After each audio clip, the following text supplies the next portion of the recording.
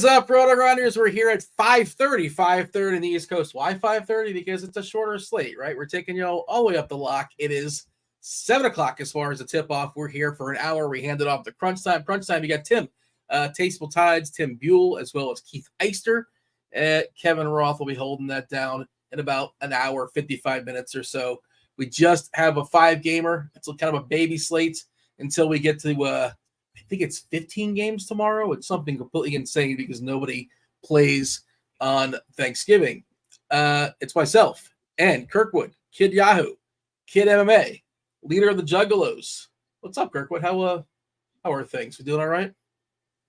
We are doing good. I'm in the midst of a heater right now, so things are good. You know, I bet Philly every single which way. Last way, I was miserable at halftime, miserable in most of the third quarter. You know, berating someone I knew from Philly, and turned it around. I complained enough, and it turned. You know, that's what you got to do. It was their sometimes. fault. Like it was their fault that their team's not doing well. I'm sure they love. They're probably watching their team and they care and all that kind of stuff, and they're hearing you and telling them that their Eagles are terrible. It's every single play. This team just sucks. They're literally the worst play calling. You just over and over. I get it. But you got to do it. I guess. I got to give a Ric Flair woo to my boy Noto, who's been. Rumor has it for the show that he didn't do the Ric Flair woos last show, but he's up to 140 in the mirror reps so far. He says he's gonna be ready for our show this week. Did Noto know what was going on? Does Noto does he know who Ric Flair is? Did he know? I was listening to your show, the Tournament Takes podcast, and yourself and Bobby, you guys, you were told that the energy was a little. I don't want to say lacking, but it wasn't the most energetic show. It was good information, but the very polite comment section, which is always right on YouTube, let you guys know that maybe the energy was a little bit subpar, and you guys ramped it up. You've cranked it up to 11. The thing is, it's just who we are. You know what I mean? So typically, sure. If you balance that out, you have one person and then no one really notices anything. So it's tough, plus it's a new cast, me, Bobby, and Noto this year. So it takes us a little while to get comfortable, before we start. It's week 12. If you don't have chemistry now. There's no time to think because NBA, that's also the thing is that we all have kids and we do it late on Friday night because we do it after because we all have NBA lock. So and then I had a problem where I was just tilted because I took a bad beat with Cade Cunningham and I couldn't focus. I was just couldn't get over that. But we try. You're saying if I listen to the Tournament Takes podcast this upcoming week, Friday night, I presume, will I get a woo? Over under number of woos out of Noto, I'm setting it at a half a woo. You're saying the over is a sharp bet? Oh, Noto is bringing a woo this week. He's been practicing this all week. He's 100% doing it. 100%. I have no doubt. This is a man of his word. When he tells me something, I believe it. So. Will you give me a woo as far as this slate, this 5-gamer? You got the biggest woo. You've got the 252 point total woo. It's wild. Let's do the screenshot as far as the slate. The Indiana Atlanta game looks incredible. A couple of 215 Toronto Orlando, Cleveland's Philadelphia 219. There's no woo for that, but 252.5 for Indiana. Just throw the hook in too, just for fun. Why not? Not 252. That's too low. Let's drop a hook. Indiana and Atlanta, two of the fastest teams in all of basketball. And then you have Portland and Phoenix. We don't know if Brogdon's coming back tonight or not. It is he's currently questionable. We haven't seen him for a while, obviously. We'll definitely throw a wrench, and he was kind of hitting some stuff earlier, and I don't know, man. I think it's going to roll him back out there and have him play 33 minutes as like a median number. I kind of doubt that, but we'll talk about it. I don't think he even plays, but I kind of doubt that if he does. Yeah, or maybe he plays tomorrow. I think tomorrow is actually a home game. So that makes more sense.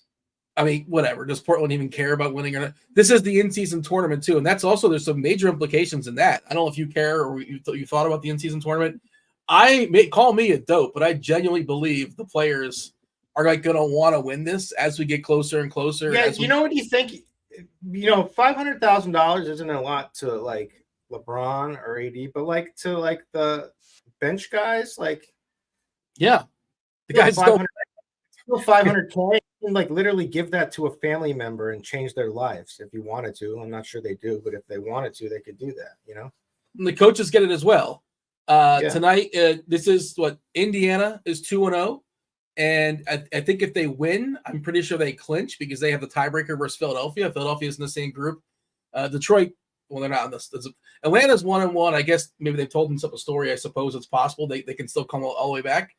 But, Indiana is fully motivated to win this game tonight versus Atlanta. Atlanta is motivated as well because they are in the group with, the group of Indiana.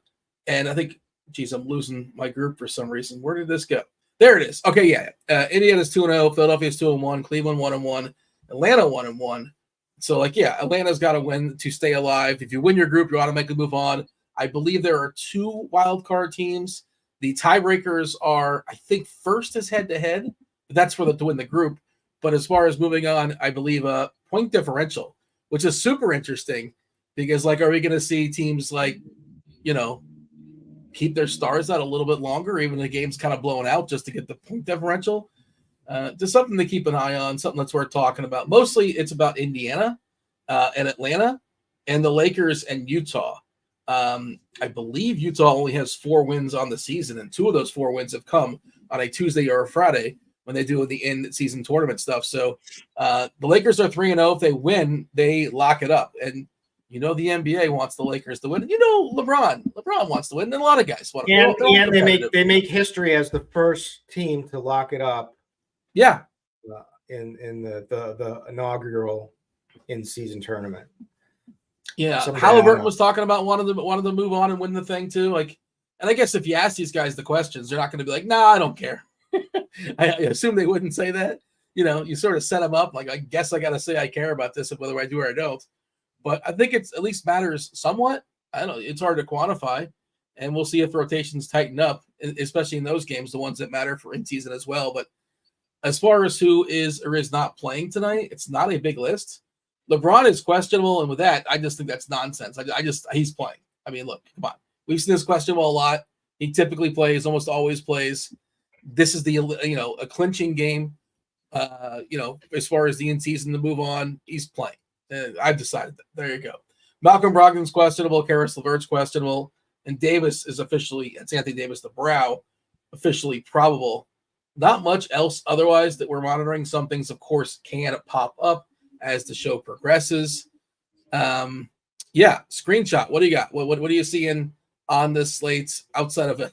It's Atlanta and Indiana. How much can we get of that in one lineup? And is 3-3, is that crazy? I don't think it is. We'll have this conversation because there's some cheap pieces at different levels. You can roster different players in Indiana, Atlanta. But before we go game by game, what do you got for me, Kirkwood, as far as big picture? Big picture. I just want to preface this that I'm no bracketologist like some people may be in this industry. So, top 21, give or take. From what I've gathered, this is all it really matters tonight for these things. Basically, the game matters for Utah Lakers, Philly Cleveland, and the Pacers Hawks. So you can at least feel good about them, playing this hard to win. Then the point differential stuff really only comes down to one team, I think, that really matters, and that's the 76ers, who could benefit from point differential by a lot. So you could, that if they are blowing out Cleveland, you could, make a case that they will keep their foot on the gas and really try to run up the score, which, but we don't know that for a fact, but that's what I've gathered. So that's my summary for the playing stuff. The other stuff, yes, we have 2 ideal games tonight, right? We have the main course, which is the 252 point total. I don't know if we've seen one last season this high. I feel like we may have, but I don't know that for a fact. But it's shocking to see a 250 point total, and I'm showing 4 and 2 as being optimal potentially right now. So that's in play. Then the next game that you have to like would be, for me, the Jazz Lakers. So, and that's 238.5 point total in that game. That's it's not too shabby either. And then if you want to build the story that you think Philly's going to keep their foot on the gas, you could play some Philly guys too. I mean, obviously you can play plays from any game, but that's kind of the main course for me right there. The other thing that's worth noting is that every team playing today is on the front end of a back-to-back.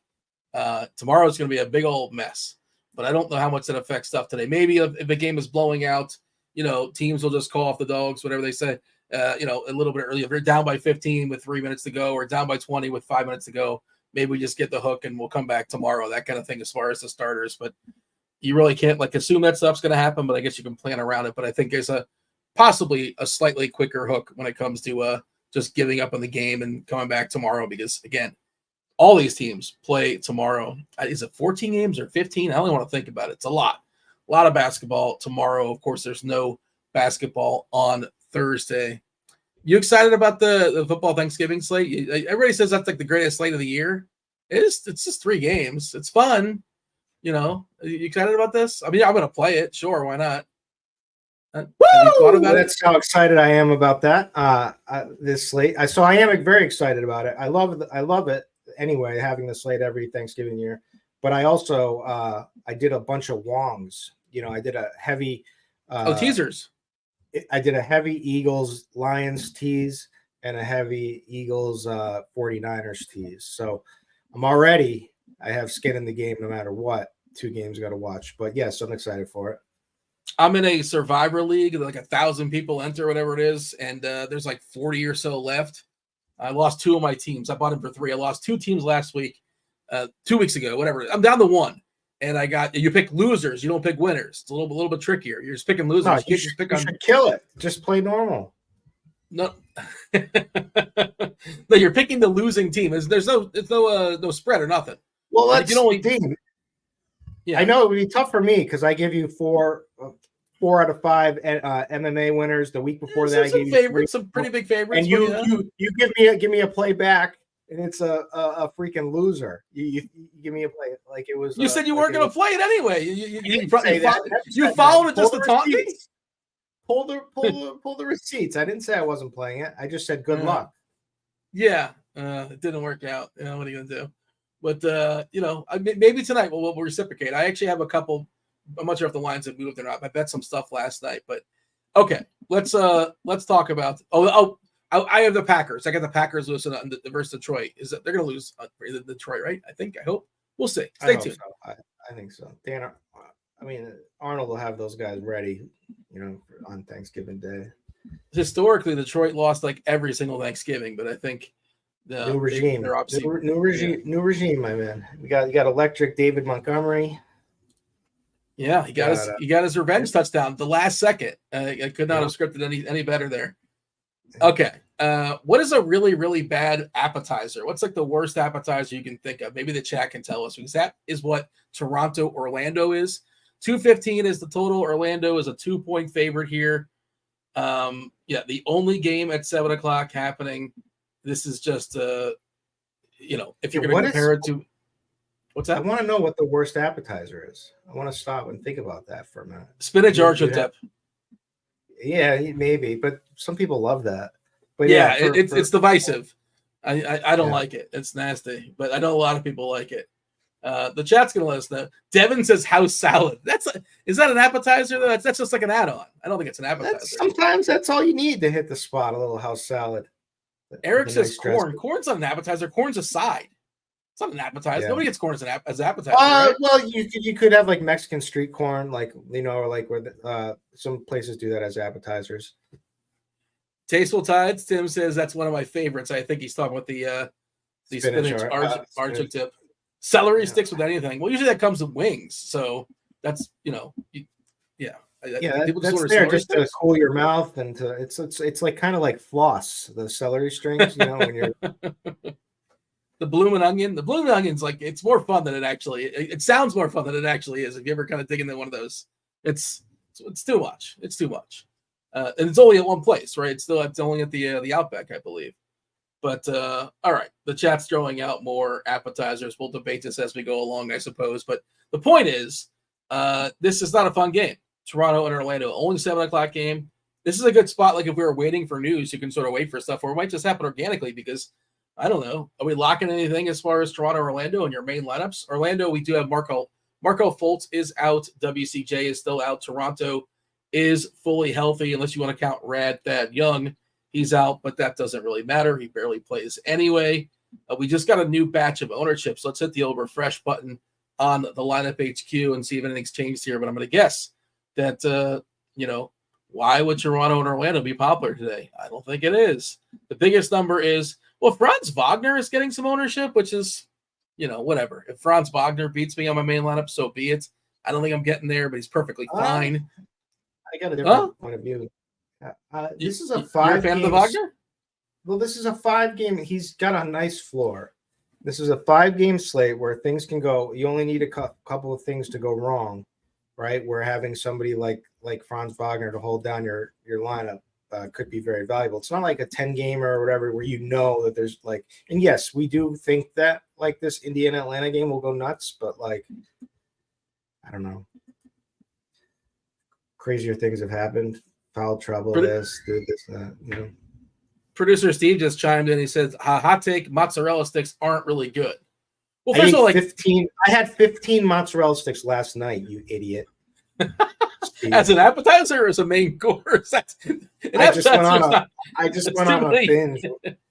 The air fryer I just kept doing more with some rose sauce. Oh, you 5 and 5? How did you divide it up? 5, 5, 5? Or no, I started with 8. I started with 8 and it was too easy.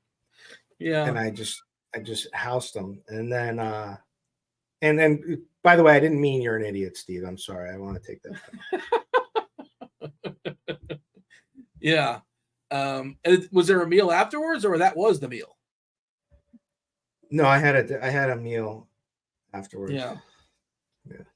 So yeah, sell me. I mean, Franz Wagner's fine. I'm not going to besmirch. I'm not going to say you can't play him. And it's a 5-game slate, so ownership it's going to condense. The pie's only going to cut up in so many pieces.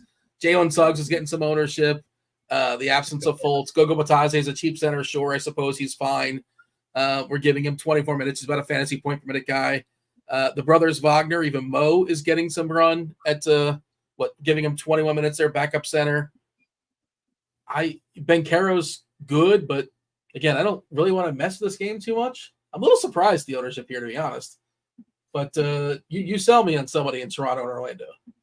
Well, I think Franz Wagner's, like I said, I think he's a fine. If he fits in your lineups tonight, I think he's a decent play. I'm not worried about his lack of big ceiling. But Siakam, you could play him. He would probably be my favorite play on Toronto, even though he's been rough. But other than that, so basically the situation is Toronto, the game environment is bad. Orlando has incredible defense. They're second or third in defensive rating, and then I think Toronto is 9, so they're both top 10. They're not very fast, and then you've got Toronto all of a sudden getting healthy, right? And we've got somewhat inflated projections from these guys playing without Trent, without OG, but although Siakam's not too high because he just hasn't been very good. But Mo Wagner, if you need him, I think you could play him, and it's just he'll get some ownership. It's just because we don't have tons of screaming value, so that you need somebody in that price range to fit. Goga's fine. You could make a GPP case for Banchero, but nothing's very sexy. I think Wagner's my favorite play. He's kind of my only one. That's Franz, not Mo. Yeah, Franz, not Mo. I want to clarify something. Derek's saying I must have had a big blowout this morning, after the mozzarella sticks. But here's the crazy thing is, I woke up. I had to wake up so early today with my son. Yeah, I never even went today. So. Oh. Yeah. Okay. I'm glad you clarified that. If I'm I just wanted to clarify. I don't want any slander, and I want to. Heavy debate in chat as far as oysters. Yeah, I don't get it. I don't. I love raw. I love raw oysters. Yeah, it's like all slimy and somebody says you haven't had good oysters. Like, what's the difference in a good oyster and a bad oyster? They all seem come out here. We have Wellfleet oysters that are amazing out here. It just everything. They just taste. They're delicious, and it's fun and it's an aphrodisiac. Dean, I know that could come in handy for you sometime. Getting a little older these days. I've heard it's I've heard it's definitely a thing. Sure, it can't hurt. Yeah. Toronto, Orlando. Anything else that needs to be stressed here? Like, if you want to be a little bit different, you can make a little game stack, like 2-1, that kind of thing. I suppose you can. Games can always go to overtime, but and on paper, it just doesn't look spectacular. I don't want to undersell it. There are 5 games, but I don't want to say you can't play stuff, but it's hard for me to get excited about it. And also I like the fact that I can just throw the game out at 7:00 and, figure it out. To take a little more time as far as getting my lineup straight. But Indiana and Atlanta, that is the main course, right? The total we mentioned before, 252.5, monster total. It's high and it's tight. Atlanta, a 4-point favorite. They're both these teams are fully motivated to win as far as the in-season stuff. Indiana sitting at 2-0. Atlanta is 1-1. They can't lose. Indiana, if they win, I believe they lock up the division because I think they lock up the division because I think they have the tiebreaker on Philly and Cleveland. Yeah, I think so. Pretty sure they win and they move on. And that's kind of the fun part of this tournament is like it's set up where the sample size is small enough where a team like Indiana can win their division and move on, right? Like if they played the entire season, it would just be the best teams, barring injuries. And then it'd be fun to get a team like Indiana to move on. So I think, both teams are heavily motivated. They both play ridiculously fast. We can check the pace numbers right now. Indiana number 1, Atlanta number 3. Defensively, both are bottom 10. Indiana's 5th worst, Atlanta's 10th worst. The one stat that really sticks out to me about this game, it's the inside game, the inside defense of Indiana. And I shouldn't say it's the lack thereof as far as the defense inside. The opponent points in the paint, right? So Kirkwood, like the best team as far as holding teams down in the paint, surprisingly somewhat, Memphis, 41.5 points per game, Chicago, 42.4. They are a 3-point funnel. That's why I've been playing Duncan Robinson overs the past few days against them, and it's worked out. I should have gave you those, Kirkwood. You never knocked the door for that one. Are you just needling me now? Is that what you're doing? You didn't knock in the door. I gave you one, a sample size of 1. You're like, yeah, that's a loser. You knock on the door, I tell you to go away. This time, that's after you turn off the lights. Nobody's home. Sorry, bro, we're closed. So the second worst team in all basketball as far as yielding points in the paint, the Dallas Mavericks, give them 57 points in the paint per game. Indiana is giving up almost 6 more points per game than the second worst team as far as points in the paint, 62.7 points in the paint. It's outrageous. Atlanta also gets scalded in the paint too. They're bottom 6. So like the centers are great. The players that play inside are great. The drivers are great. Everything is just spectacular in this game. Where do you want to start? Because I think, let's pull up the ownership stuff. I think Trae Young will be the most popular stud on this slate. Let's see. As far as this game, we have Jalen Johnson getting the most ownership, which is kind of surprising, but I don't know. I think it's 26% for Jalen Johnson on DK, 25% for Trae Young. He's got the rainbow as well as far as the tags. If you're looking at lineup HQ, seems a little bit too cheap there at 9-1. Halliburton, just because of the price, it's a little trickier to make that work. He's not going to be as popular. We're talking about Halliburton at 14%. Fun combination. Everybody else is going to see it too, like getting Halliburton, getting Young. So talk about that. And then we got to talk about the pivots and how many players can we play in this game in one lineup, because I really think we can go 2-3. I don't think that's crazy. I think we can play 5 and possibly 6 players in this game. Oh, you can play 6. It's actually optimal. Well, I mean, yeah, but I'm talking like tournament stuff too. Like, yeah, okay. Sure. But So I don't put a constraint on anything. Like what people always have this debate, like how many players is too many players. It's like literally only comes down to pricing. So it's like as many as that are good plays, and that you have to take ceiling into consideration. But if they're priced low enough, you can play a ton of guys. So I don't put those constraints on my lineups, but a lot of people do. So this game is great, right? Like they're super fast pace. Both teams. The Pacers are first. The Hawks are third. So that's great. Then you got they both shoot a ton of threes.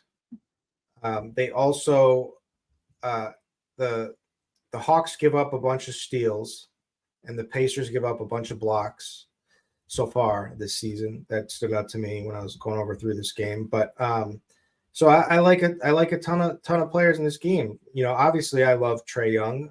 He's the first most likeliest guy to absolutely nuke. I think a good leverage spot is DeJounte Murray. Obviously I like Halliburton. You can make a case for potentially DeJounte Murray shutting down Halliburton, and but Halliburton just gets so many assists that he's fine in that role too. And this game is going to be so fast, they're going to have so much usage that like they just going to have to produce. There's going to be a lot of like not half court offense. Not to cut you off, but like you're talking about defensive matchups and things like that. Like when this game's flying back and forth, there's not you're not always going to be picking up the guy that's your guy, right? So of course, of course, a lot of switches. I mean, and anyway, any good NBA team can get take somebody off of them at any time. But regardless, I like Benedict Mathurin a ton. He's a volatile player, but he has a high ceiling, and this is like the perfect type of game matchup for him. So I like that, especially, and I like to tell the story that if DeJounte is stuck to Halliburton, that Mathurin could be the guy that's gonna have to pick up a lot of the slack. So I like him a lot. Capella's starting to see more minutes. I told you they give up a bunch of blocks. He's up to 29 minutes. Okongwu is the direct backup. They usually split minutes, but now Capella seems like maybe he'll give him some more in this game. Jalen Johnson, great play. I think the one, but his price, I mean, the reason why Hunter is going to be popular, I mean, he's been rough, and but 4,300 or 4,900 as opposed to the 6,100. I still like Jalen Johnson better, to be honest. Bruce Brown he's going to be guarding Trae, and he's going to have Trae on him most likely, which makes it a good match. So there's a ton I mean, you could play Sadiq Bey. You could you could do like a Jalen Smith. I see is going to get some ownership just because of his price. Definitely wouldn't play him with Miles Turner. No, but yeah. If Turner gets two quick ones, though, Smith could be interesting. That's kind of the route you're going. Atlanta, I think all 8 guys are on play. I'm not counting Wesley Matthews and not playing him, but Jalen Johnson, Trae Young, Hunter, Okongwu, Capella. I wouldn't play Okongwu and Capella together. Obviously, they're chopping those 48 minutes. Bey, Bogdanovich, Murray. Murray's getting the lowest ownership out of that. That seems, if that holds, we're looking at 7% for Murray on DK. And you can play Murray and Young together, too. Like, that's also something you can do, and that's not completely wild. They both can get there, certainly in this environment as well. But that's something I'm strongly considering. I like the Mathurin call. I think he becomes even better if we lose Nembhard. Nembhard is currently questionable. We do have an if-then as far as if Nembhard sits. And let's see, Mathurin would get 27 minutes. Halliburton would still be the strong play he happens to be. He's the only DK value, which is kind of interesting. But they're all the rest of them are sort of, fine. I guess McConnell will get a slight little bump, but, you're not feeling great about him. But, yeah, can you rank the Atlanta guys for me? It's in terms of interest. And, again, what we're seeing is Johnson being the most popular and working our way down. Young, Hunter, Okongwu, Capella, Bey, Bogdanovich, and Murray. Can you, your top 5 Hawks, is there one of those 8 you wouldn't play? I'm willing to play any of those 8. in the right, it just sort of fits my lineup. Trey ranked first. Halliburton ranked second. Jalen Johnson. Hella.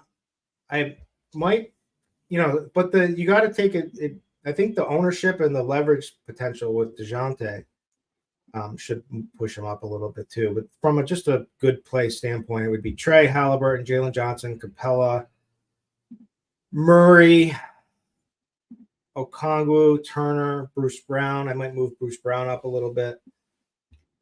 I think Sadiq Bey could go off in this game too. I mean, there's a lot of ways to play this.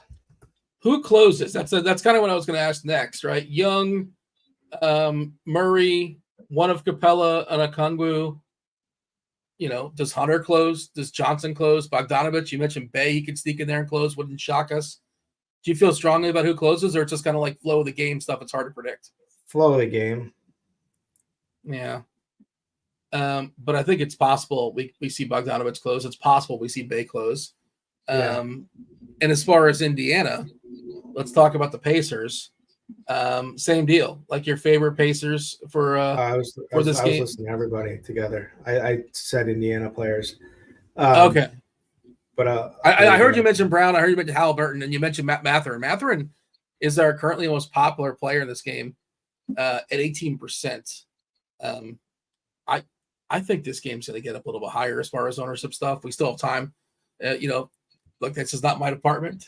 But do you think the same thing? Like, it feels like Halliburton at 14%. I get it. He's pricey.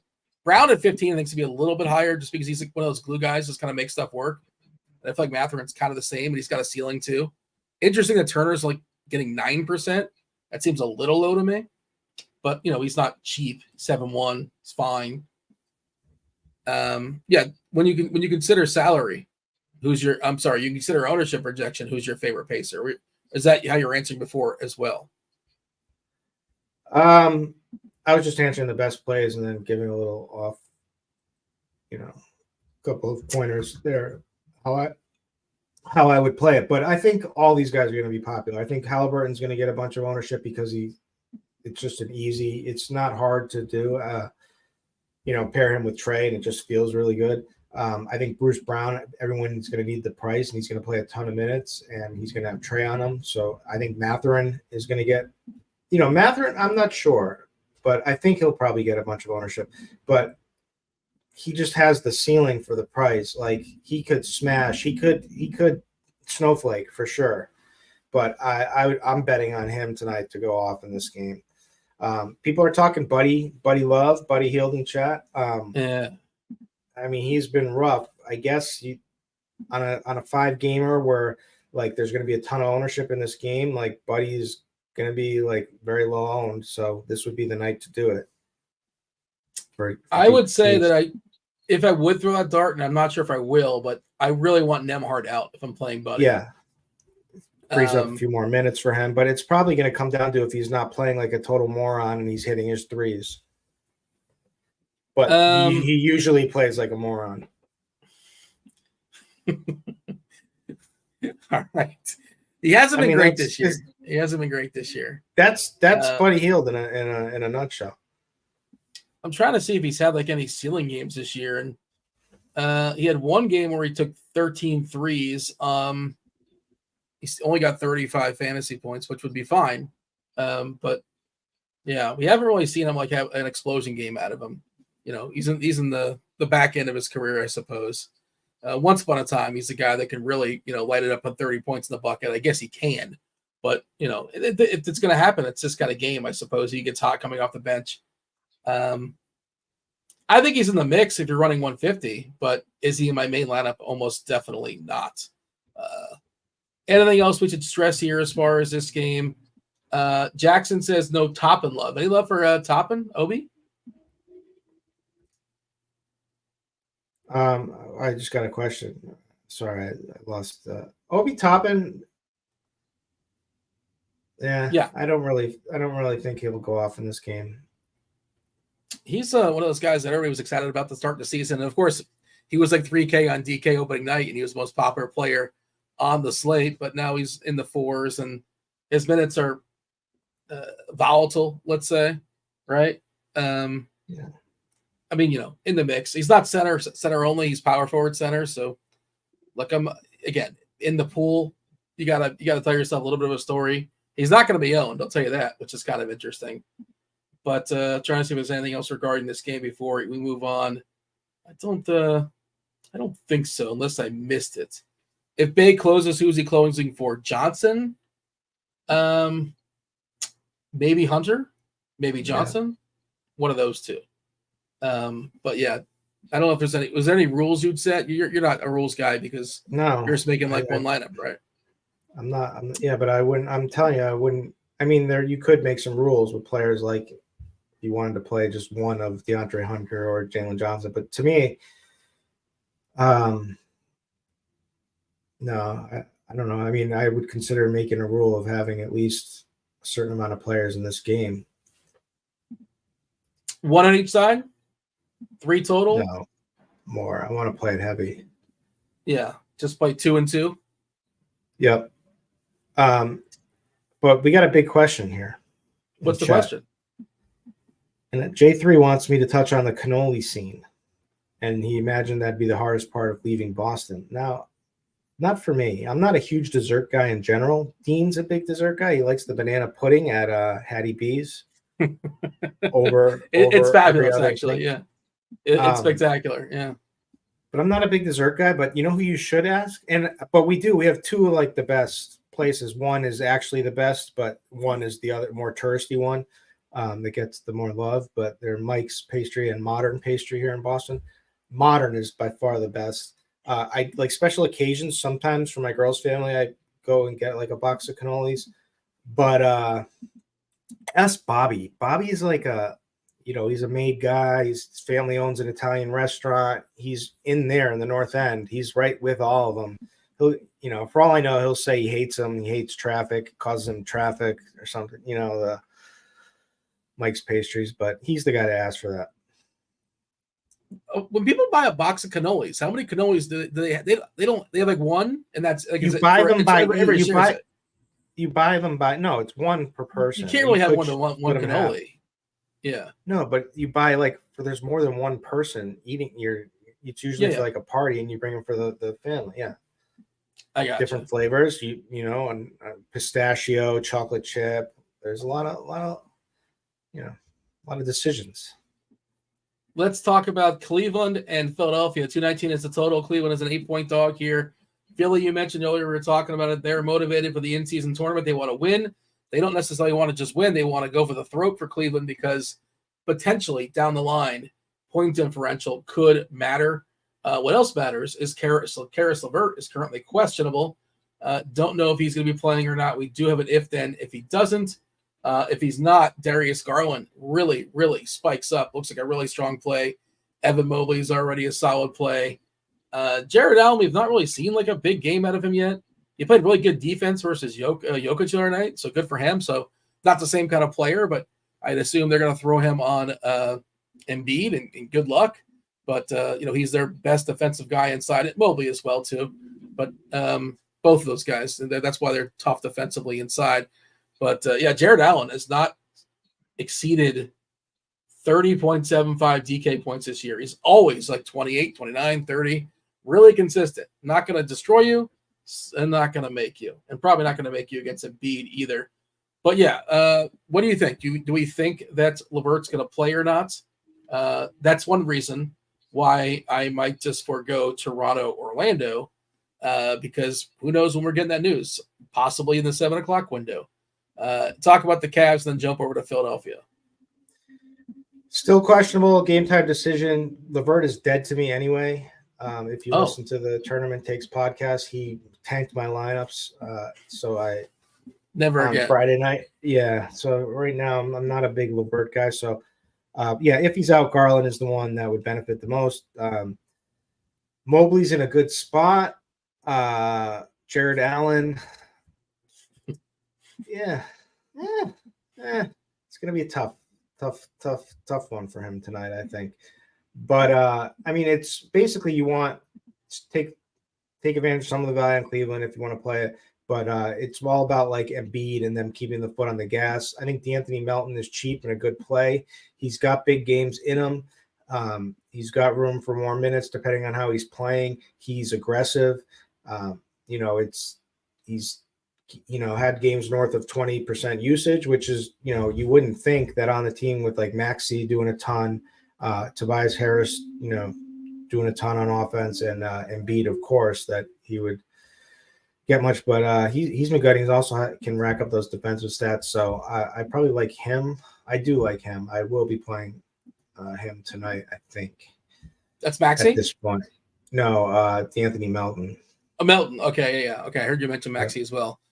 Maxey's just hard to get to. He's only 6% owned tonight. Embiid coming at 9% ownership, and he can break the slate any given night.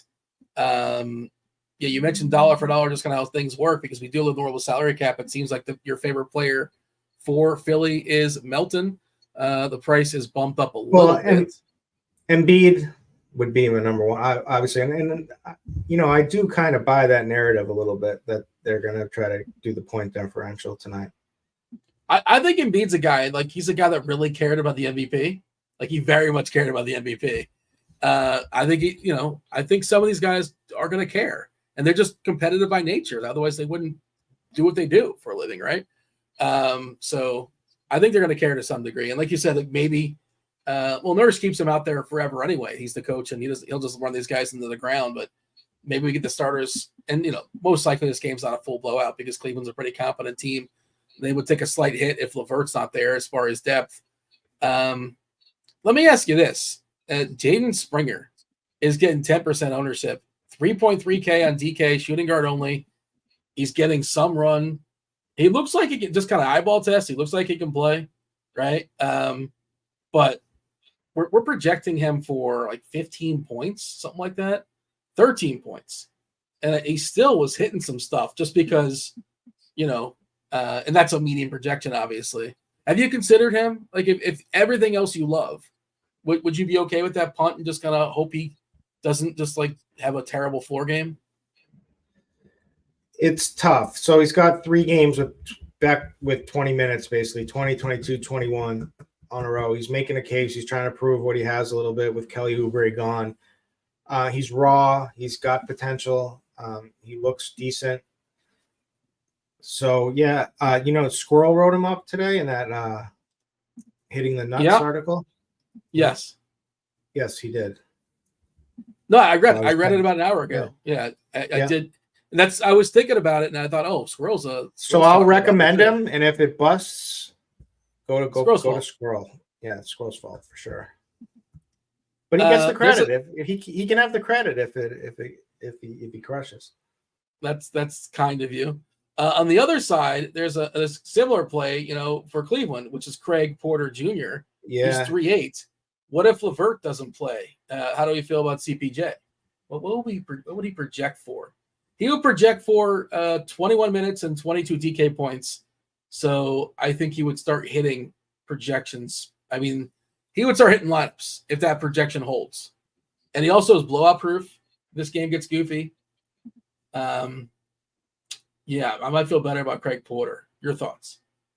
Only if LeVert is out. Yeah, of course.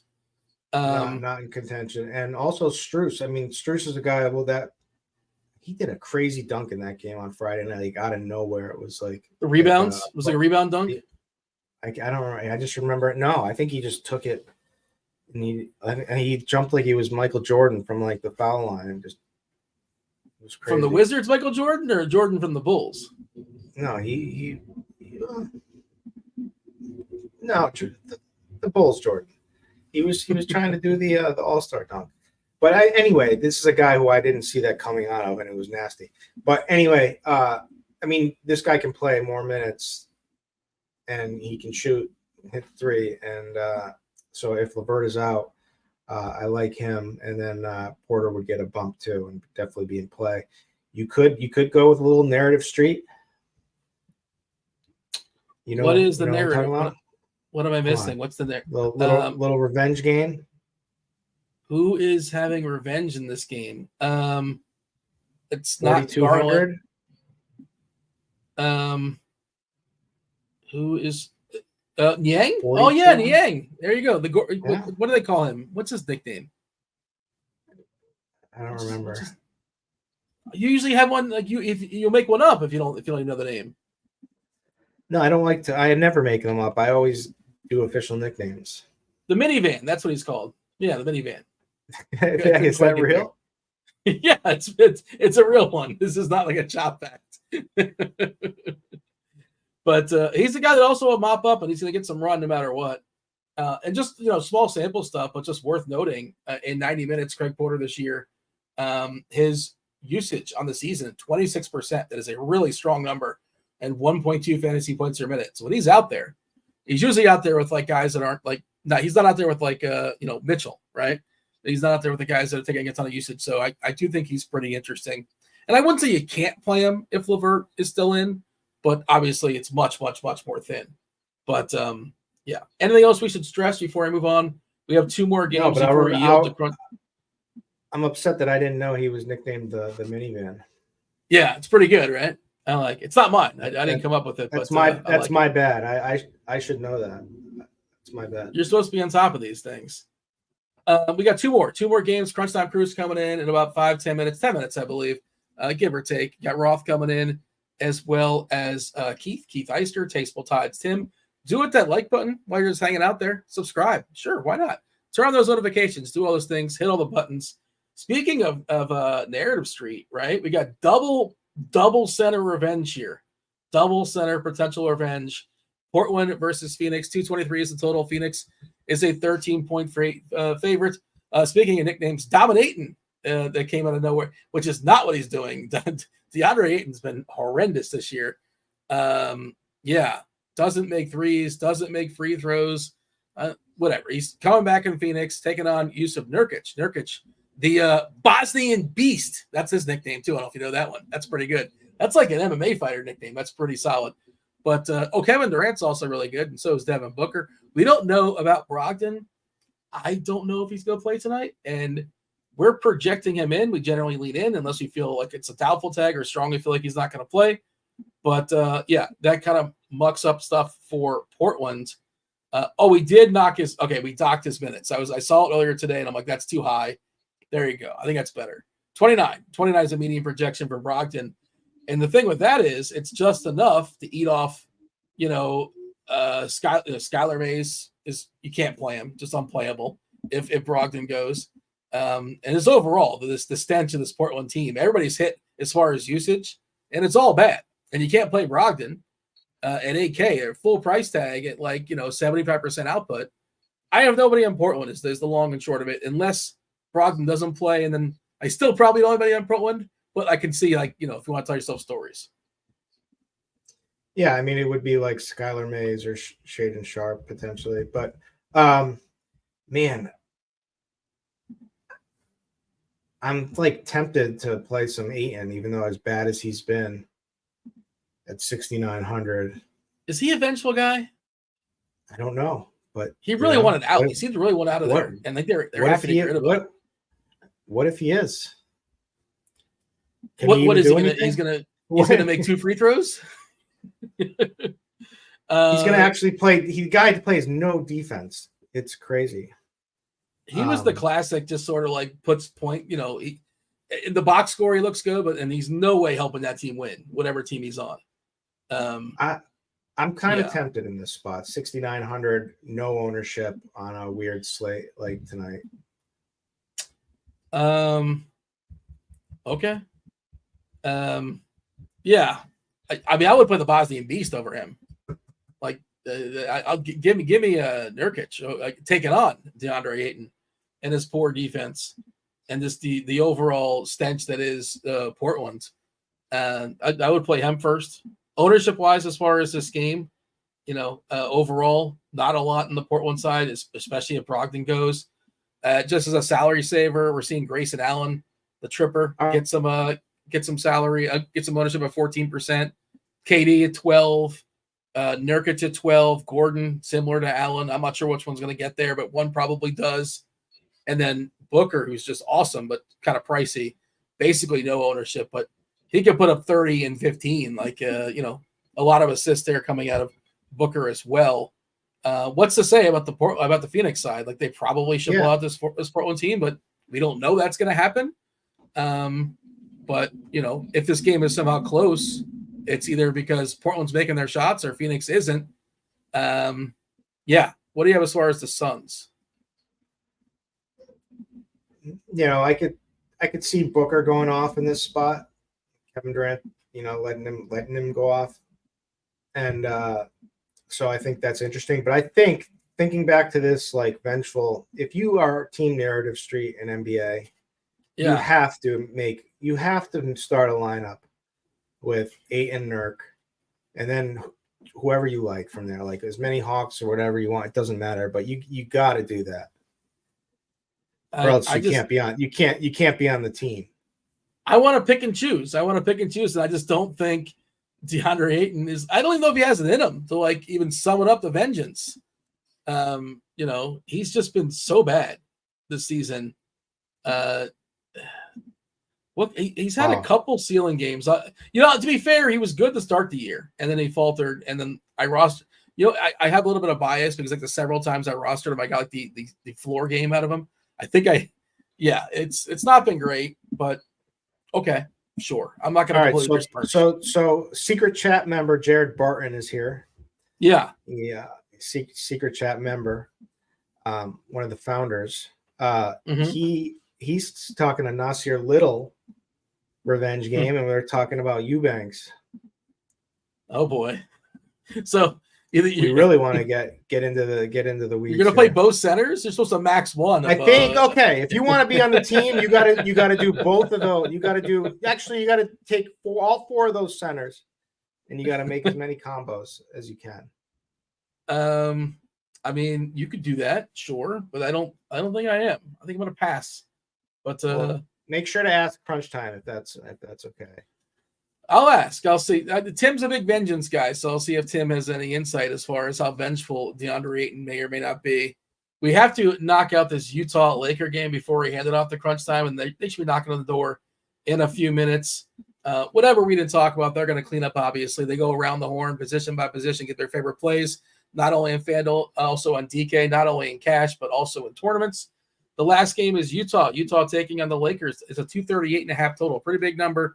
A lot of Utah stuff is hitting optimals just because of how salaries work, which is kind of surprising. We don't know about LeBron. He's officially questionable. I've already said, and obviously what I say, well, it doesn't matter, actually, but I'd be shocked if he didn't play tonight. Anthony Davis is probable as far as Utah. Revenge game for Jordan Clarkson if you want to. You can make an all-revenge lineup if you want to do that. Walker Kessler is out for Utah. Nothing new there. But, it is, I don't know, it's kind of surprising all the Utah stuff that I see hitting.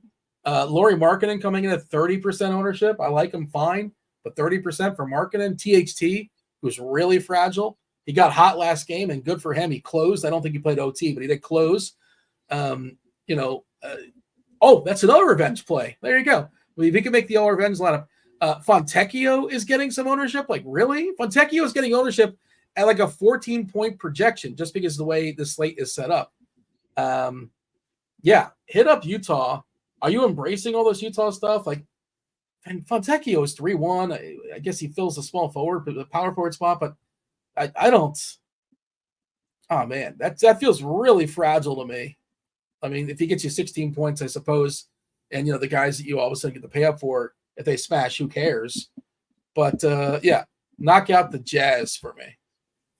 So this is a huge revenge spot for THT. So I don't know if you know this, but THT has been quoted as saying that he thought he heard LeBron. He said that LeBron only brought him on the team to because of his hairline, to take it off, take some away from LeBron.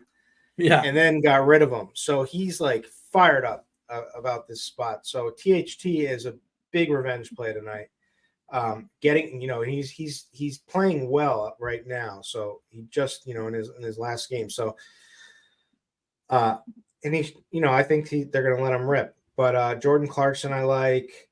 Keontae George is like the salary saver if you need him. He's getting fine. better.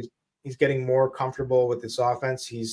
he hasn't quite, he did have one game where he shot like 50% from three.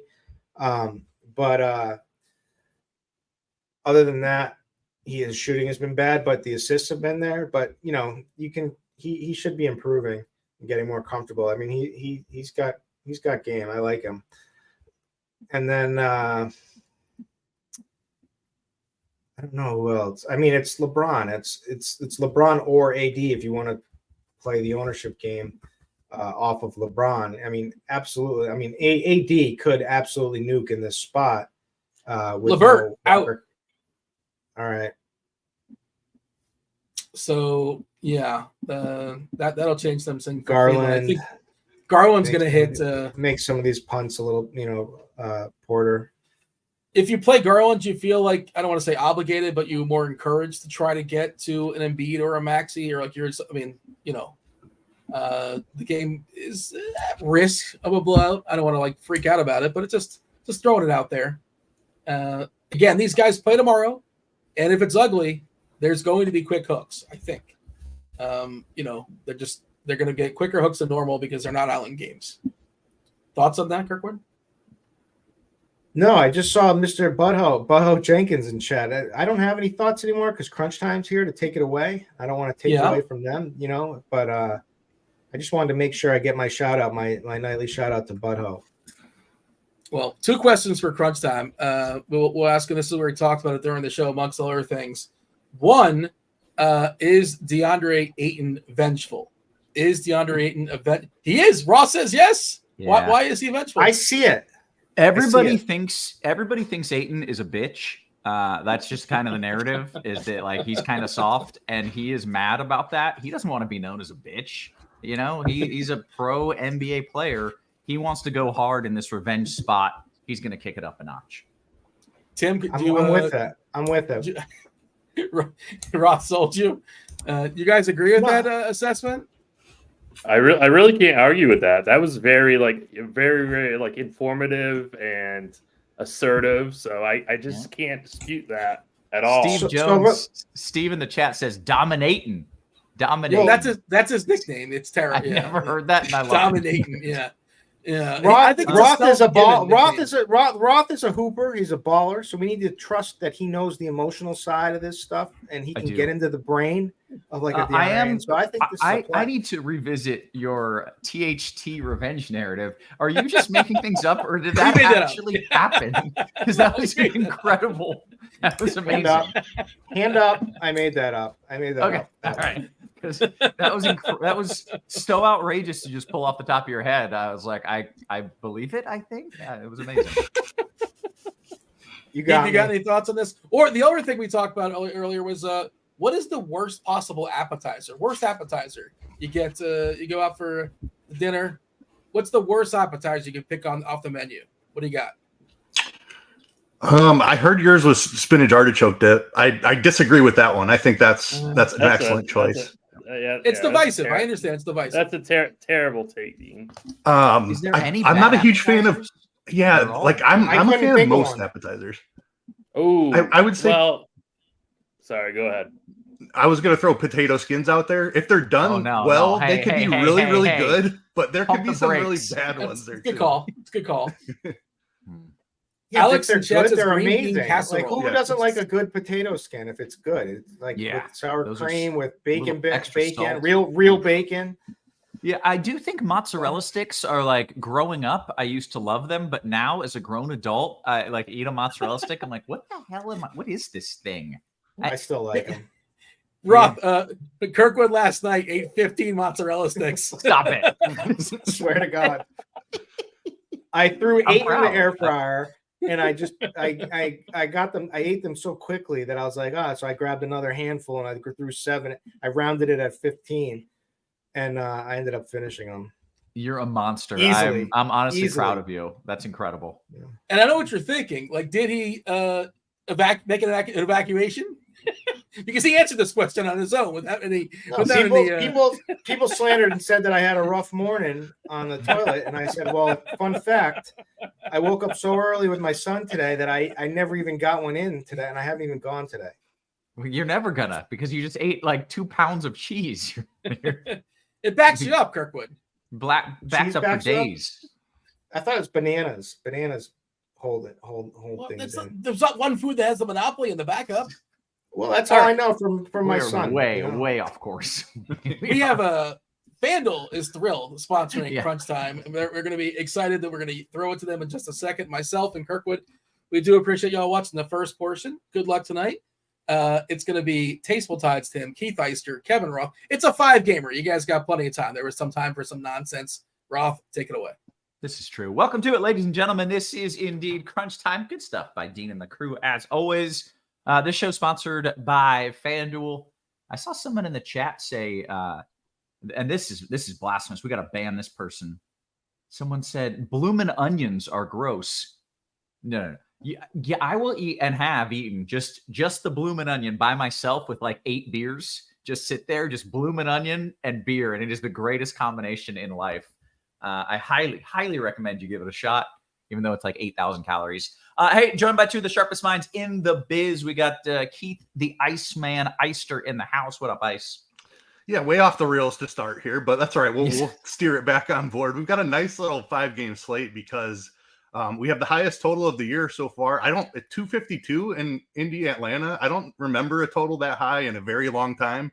I saw a stat. This is the highest since 1995, and I don't know if the stat just randomly ended there. I can't imagine in 1994 there was a higher total than that. So yes, this is the highest total in literally forever. Yeah, absolutely. So that's a huge decision point. Not waiting on a ton of news. Just got the Karis LeVert stuff, but which is unfortunate because I was kind of hoping that news came out after lock. I had some takes on how to play that. Now the Cleveland value is going to be a little bit more popular.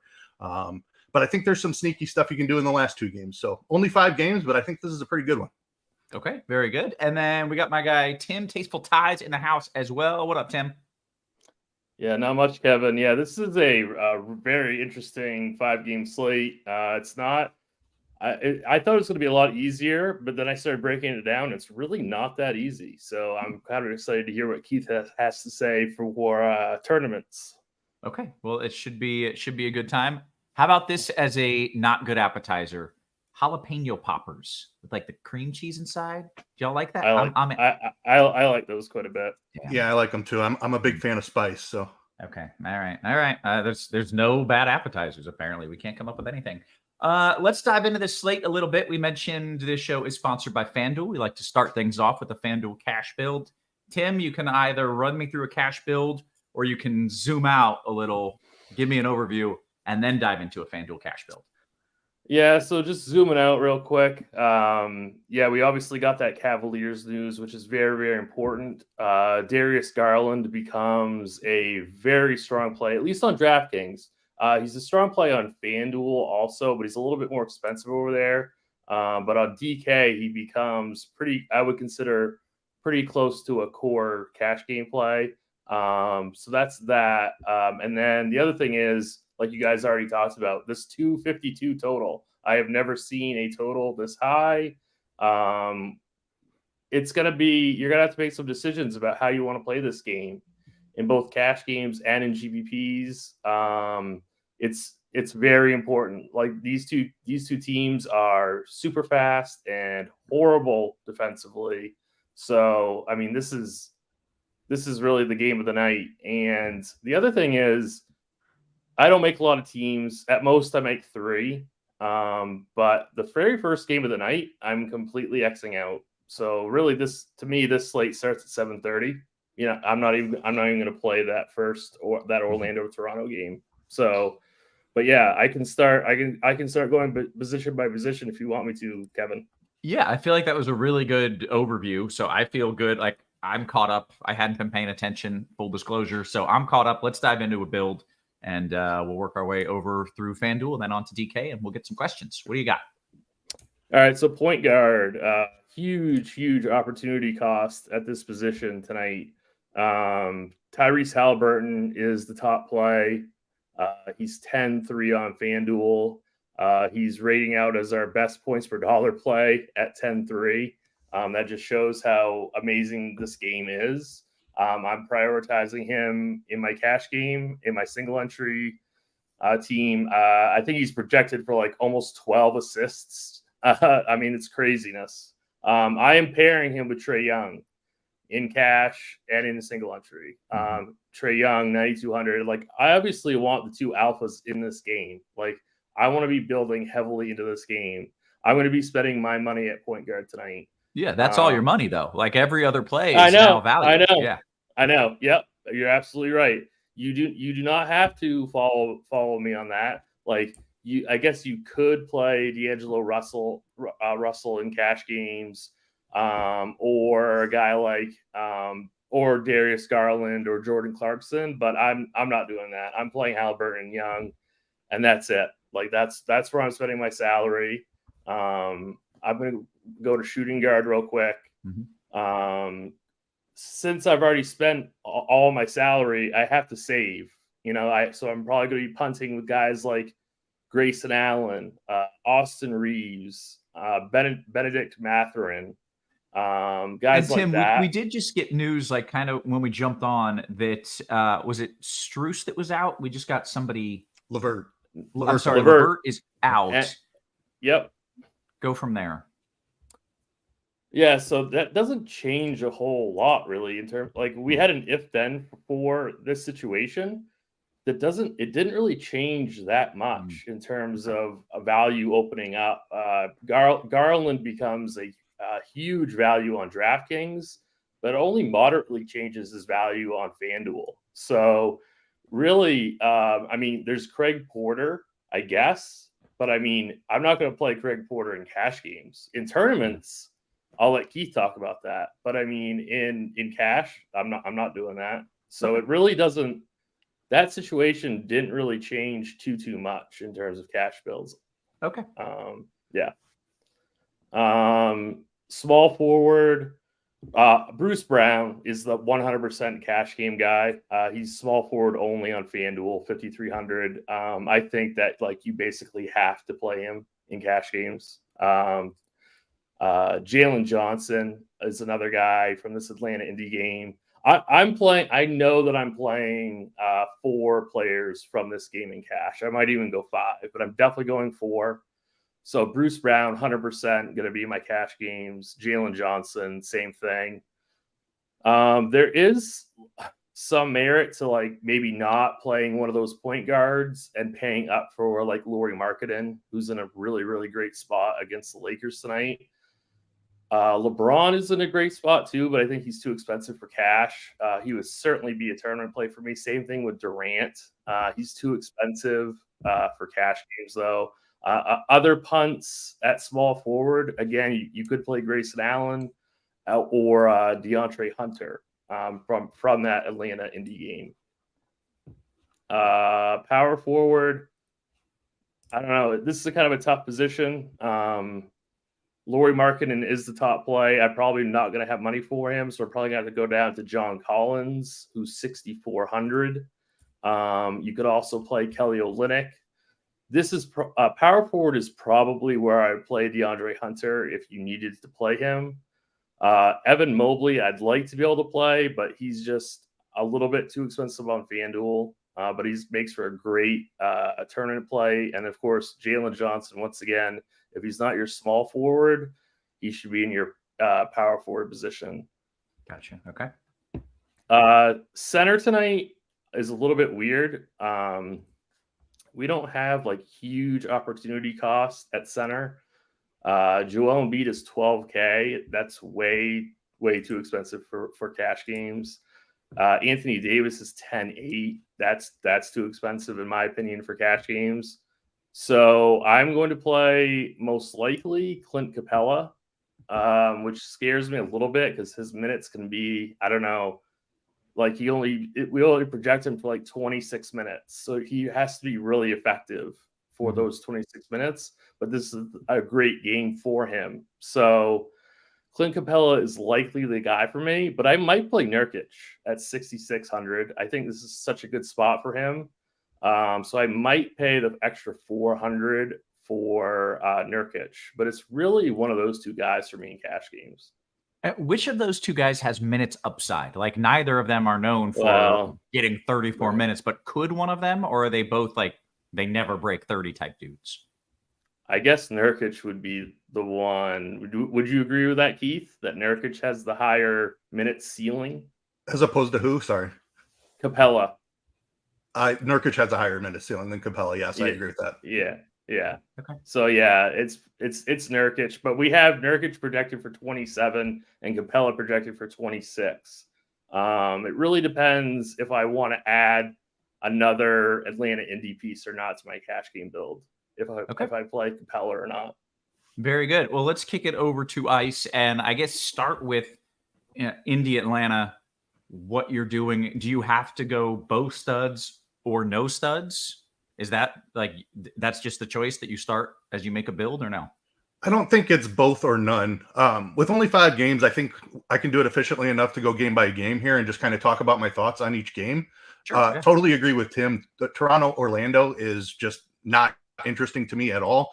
Orlando has played fantastic defense. Toronto plays at the slowest pace in the NBA. So X that game out, move on.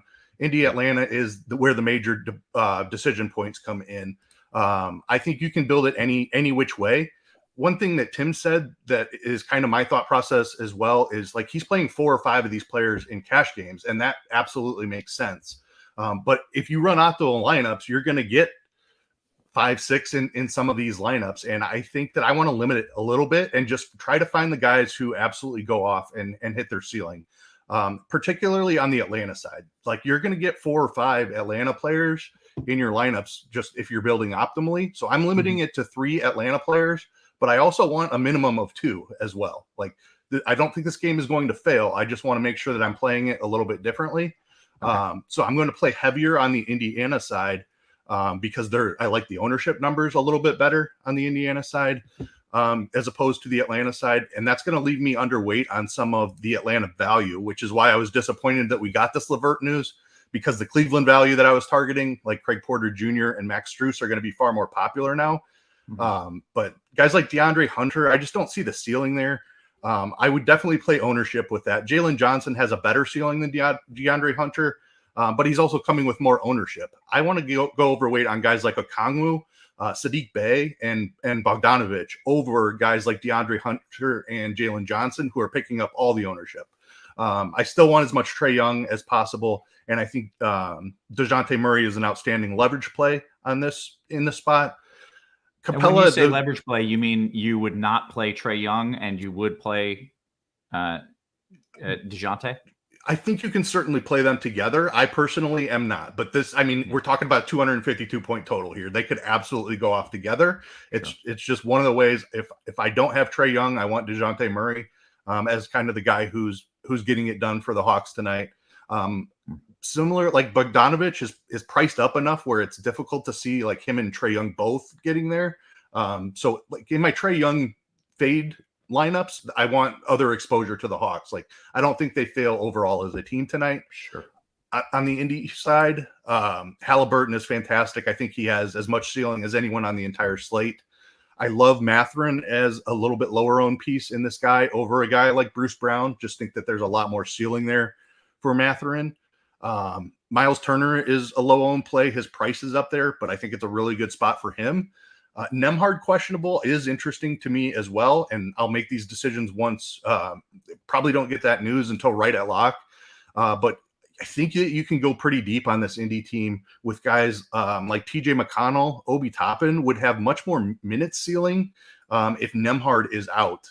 Buddy Hield, another name that you could throw in there.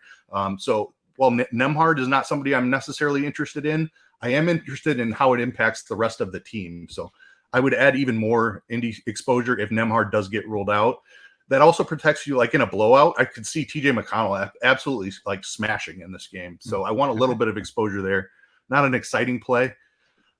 Cleveland, Philly, like nobody's playing Embiid because he's so expensive, but I'm more comfortable with some of these cheaper values on in Portland and in Cleveland, where I'm going to get quite a bit of Embiid today. Jaden Springer is a guy who I could see getting more run in a blowout here. And with LeVert out, it does increase the blowout risk a little bit here. So Jaden Springer, one of the value plays. I like the Anthony Melton as kind of a mid-range play quite a bit. Maxey, nobody's playing. I definitely want a touch of exposure there. Probably just a large field tournament play as well, but just 1 or 2 lineups with him. Let me see. On the Cleveland side, Craig Porter Jr., like I think he has crazy ceiling for his price in this spot, and it's unfortunate that he's going to be a little bit higher owned than he was originally projected to have no ownership. And I was really wanting to play him, hoping that we got the LeVert news after lock. I'm still going to have some. And the news came late enough that I think that his ownership won't be as high as it should be. So I still want to be over the field on Craig Porter for sure. And Max Strus is the other value piece. Niang is another guy that I think has a much higher ceiling now that LeVert is out as well. So Cleveland value I'm very into. The Portland Phoenix game, I think, is how I'm getting the most unique in my lineups. And that's by playing some of this Portland stuff that nobody's playing. Brogdon has a chance to play for the first time in several games. So everybody is overpriced, but that's okay because I think the game is going to blow out. So I'm interested in cheap pieces here from Portland. Some smart dude I know named TastefulTides has Jabari Walker tagged, and I absolutely love that play. Like a guy who could get 26 minutes in a blowout. Jabari Walker, I love that idea, that line of thinking. Currently, with the way projections are, Skylar Mays is completely unplayable because he was getting the minutes with Brogdon out. Now that he's back in, you just can't play him. But if Brogdon just doesn't happen to make it back for this game, I'm interested in Skylar Mays all of a sudden. So I want to build as if not necessarily that Brogdon is going to be out and I want to jam in guys like Shaden Sharp and Skylar Mays.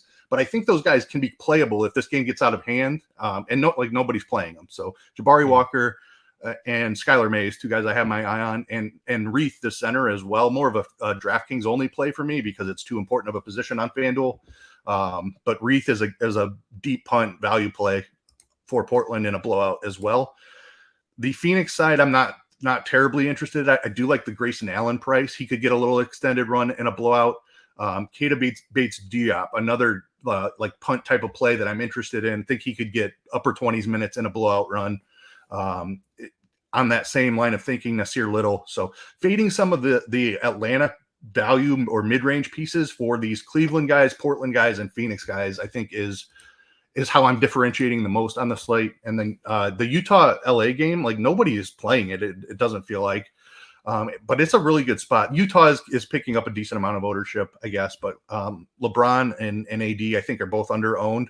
Utah is a bottom 5 defense in the entire league, so it's a great spot here for the Lakers. Interested in a little bit of Austin Reeves as well, D'Angelo Russell. On the Utah side, I think Markkanen is a great play. If they can keep this game close, he's certainly the guy that's probably going off to do it. But I do like targeting some Utah value that's not picking up ownership as well. THT is a guy who has played a little bit more minutes, touched on the revenge narrative there if you want to go that route. Colin Sexton is a guy who can put 20 points in the bucket in 20 minutes. He could also see 26 minutes in a blowout. So Sexton is a guy that I have quite a bit of interest in. I think that about covers it. Overall thesis, I'm playing the Indy Atlanta game, but just limiting my exposure a little bit and trying to fade some of the mid-range plays, matching the field on the stars like Trae Young and Halliburton, but going underweight on the value plays to target some of the stuff in these later games. Okay, very good. Guys, we've got about 7-8 minutes here until lock. We got to talk DK. So, Tim, let me kick it to you and just ask simply, what are the major changes, or are there any major changes on DraftKings as you're making that? You have to, you have to make a decision between Halliburton, Young, and Garland because it's very hard to play all 3. So I'm leaning going Garland and Young and fading Halliburton and Cash, which terrifies me. Oof. Now you can play all 3, but you only have $4,600 left for your remaining pieces, and I think that's a little bit low, because we really don't have very, very cheap value. So, I'm probably going to have to leave Halliburton off my cash game team. That's the big difference, is because J3 in the chat says my final cash build has to fade Trae, and so that's okay. So he's you have to fade, right? You have to fade one of those 3 guys. Because I was hoping Craig Porter was going to be shooting guard eligible, but he's not. He's only point guard eligible too. So we have these 4 amazing point guard plays, and you can really only play 2 of them. So you can't just auto lock Halliburton and Young because Garland is such a smash play on DK. So I'm probably going Garland Young and fading Halliburton, but it's very uncomfortable. Shooting guard, Austin Reeves, I think, is a really strong play, and Colin Sexton, he's 4,500. He doesn't play a lot of minutes, but he does a lot in those few minutes. So he's a value piece that you can get to in cash. Small forward, Austin Reeves, Max Strus, DeAndre Hunter, Bruce Brown, not as strong as a value as he is on FanDuel, but still a really good play in cash. Power forward, Jalen Johnson, definitely I'm playing him, 6,100. Hunter, you can play. I'm just looking for cheap guys because I'm spending all my salary at point guard. Like, no matter what I do, I'm only going to have so much salary in other places. And then same thing, center. It's really, I like Capella, I like Nurkic, and I don't hate Jared Allen either. They're all in that 6K range. So those would be my three options for cash. Okay, very good. Ice, I'll kick it over to you on DK. I mean, you kind of went through your thoughts each game. I don't know if anything changes on DK. Yeah, I mean, it's the same general overview, trying to be underweight on the Atlanta value to go overweight on some of the stuff in the later games. So no real changes for me here on DK. Okay, very good. Let's dive into some of these questions. As I do have to note, because I want my flowers, my Feel It in Your Plums play yesterday was Herb Jones, and he smashed. Trust your weatherman. But I don't have a Feel It in Your Plums play, so I'm sorry. FanDuel cash, Tim, Reeves, or Strus? I'm going to go Reeves. FanDuel GPP, Ice best revenge narrative at center, Ayton or Nurk? Man, I'm not into either one of those guys, really. The Nurk, it's a minutes thing, and Ayton, he's just been so bad. So who do you have at center for a lot of these builds? So I think I'm playing quite a bit of Embiid, quite a bit of Miles Turner. John Collins is a guy that I have sprinkled in there, but I'm doing some weird stuff like Okongwu. I have a ton of Jabari Walker has center eligibility. Have a bunch of him. Even Reith, I'm playing some of him. So I'm going quite off the board at center. Okay. NBA DFS says Tim, FanDuel cash, Reeves and Grayson Allen, or Reddish and Keontae George. The first one. Okay. FanDuel single entry, Ice, you want Reeves or Melton? He says, I'm torn because Reeves projects better slightly, but I also know Melton can get there with steals and stocks, etc. I do have LeBron in this lineup for what it's worth. I do prefer Reeves. And with LeBron in there, like I think you just lean into that game environment. I'd still go Reeves. Okay, great. Scrolling up just a little bit in the YouTube chat. Make sure you hit us with a little thumbs up, free content. CW says, is Naismith going to get decent minutes? That's really tricky because they have been willing to run Jalen Smith a little bit at the 4. Like there's been some coach speak around that as well.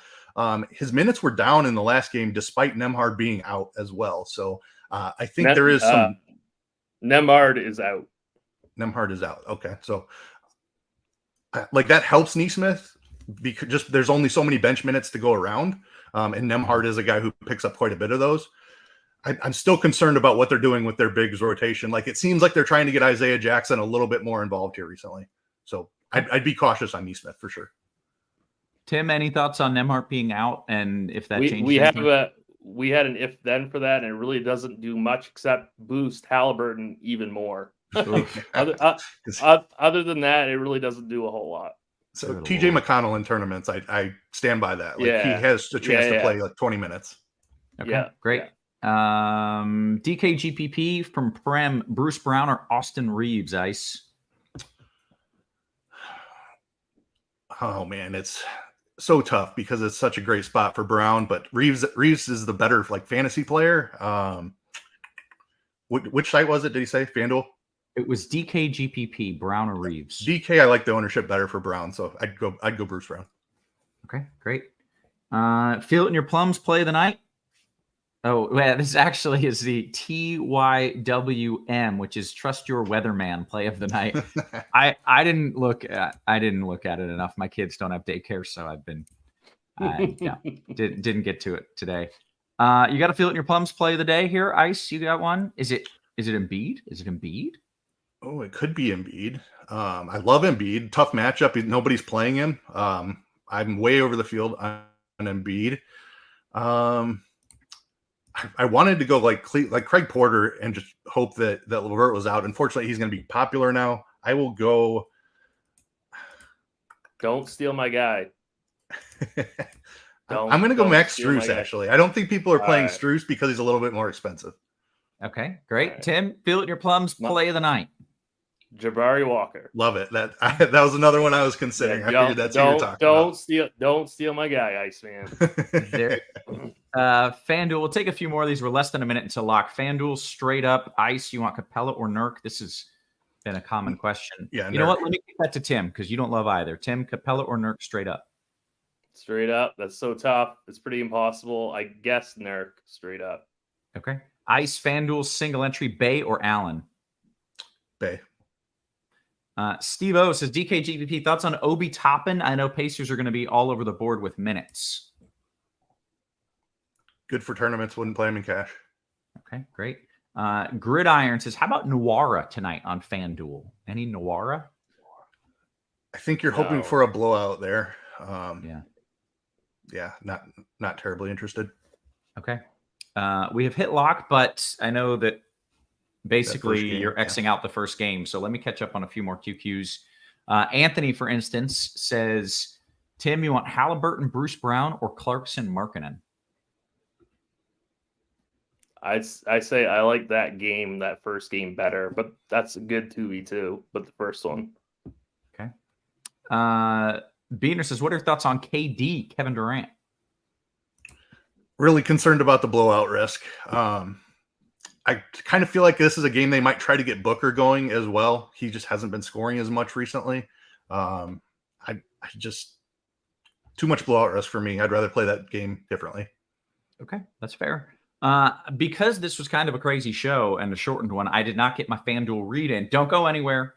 I'll still take a few more questions. But did you know that Crunch Time is sponsored by FanDuel? Bet $5 on any money line. Get $150 in bonus bets if your bet wins. For new users in Arizona, Colorado, Illinois, Indiana, Iowa, Kansas, Louisiana, Maryland, Massachusetts, Michigan, New Jersey, New York, Ohio, Pennsylvania, Tennessee, Virginia, West Virginia, and Wyoming. Terms and conditions apply. Must be 21 and up. Gambling problem? Call 1-800-GAMBLER. Shout out to our fantastic sponsor, FanDuel. CW, in agreement with you, says Booker is getting a 60 burger tonight. It's a book night. Hope he can do it in 3 quarters. Yes. Keenan says, how about Franz Wagner? Not a bad play, right? At low ownership. Yeah, he's fine. I'm that game locked already, but that if I was playing one guy from that first game, he's the guy who I would have picked. Okay. Yappy says, DK, Tim, please go over the DK2 must-have cash guys. Was it Garland? Was one? Yeah, it's definitely Garland, but then there's a debate whether you want to go Halliburton or Young. You could avoid it if there's like a good cheap play. You could just avoid that whole controversy and give him some other dude who's like, no. You either you got to go Garland. I'm going to go Garland and Young, but you could go Garland and Halliburton. Okay. Yeah. But you don't feel super strongly that one of those is right, do you? I don't, and it's really upsetting me because I really want to play all 3, and there's just no way to do it, I don't think. Yeah, that's fair. Let's see. Okay. Hey, with that, we have essentially caught up on all the QQs. We can bounce on out of here. So for Tides, for Ice, for our wonderful production crew, always working hard behind the scenes, Ice, Tybal, and a DKGPP. Yeah, it's like he has seen extended run. I'm concerned about the minutes, but I think he gets a few more minutes in a blowout. You can do it. Ice, you okay with putting a guy like Eubanks in just to make everything work? Yep. Okay. And with that, guys, we appreciate you. We love it. And we will catch you tomorrow. You have been crunched.